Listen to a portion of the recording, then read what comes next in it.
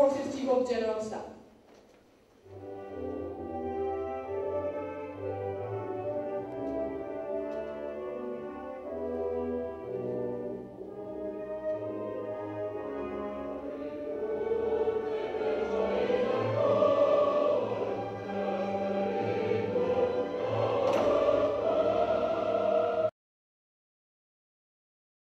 This is a moment of pride for all of us. We have made progress in a number of areas, like institutionalization of the fully professional force structure, defense planning, completion of the strategic defense review, standardization, modernization of our armed forces, training and experience. Work is going on with the new military strategy, planning for capability targets, and the long-term development plan of the armed forces, which will build on the strategic defense review. Transformation is a continuous challenge, and as such, we need to find the balance between today's problems and think of the future.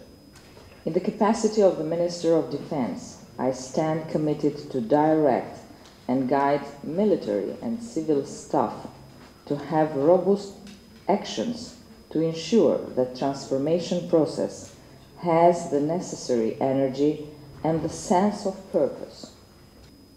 As we conclude the integration phase, we should better think of what we can do more to ensure that our capabilities and forces respond to the requirements of the alliance, maximizing usability and increasing their relevance to face future challenges as well as their fitness for NATO's future role, especially as the alliance prepares to draw down its force from Afghanistan after 2014. There are a number of areas where we need to focus in the near future. First, matching the national defense planning process and cycle with the NATO defense planning process. Second, maintaining the required capabilities and ensuring the level of interoperability. Third, keeping defense expenditures at the appropriate level in the conditions of financial crisis. Fourth, there is a need to review our strategic documents in order for them to reflect that current changes of the security environment and to better match with the new evolving NATO policies. I would like to say that 4 years after Albania joined the alliance, 4 years only, the Albanian armed forces are validating their full integration in their full right into the NATO command and force structures at the strategic, the operational level, and they are ready to assume their full range of responsibilities. The very good news is that as a full member of the transatlantic alliance family, Albania can rely more than ever on the alliance solidarity and expertise, particularly towards the goal of establishing better equipped and trained Albanian forces 2020, capable of operating across a broader spectrum of mission and tasks. Albania may not be the largest country within NATO, but actually, and I see that on a day-to-day basis, size doesn't really matter in our great family. Meanwhile, allow me to read the declaration. Resulting in an increased level of stability and security in the Euro.